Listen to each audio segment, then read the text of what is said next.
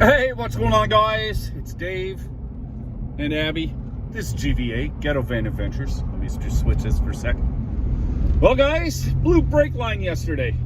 Was out driving around, enjoying the crisp fall air. Oh, it's getting cool. And looking at the leaves. I love fall. One of my I think it's my favorite season. Unfortunately, winter comes after. But I blew a brake line. I went to stop, and all of a sudden my foot went to the floor, and here, oh!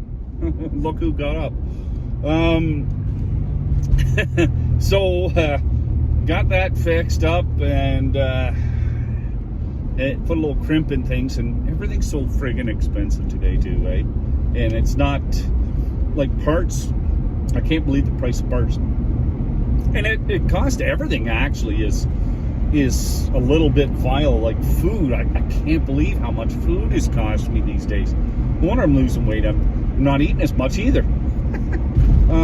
You know, gas, food, maintenance, and you know, as the van gets older, like this is an 05 with 430,000 on it. As things get older, they're gonna break, and there was a piece of brake line rotted about that much. The rest of it looked minty. That part did not.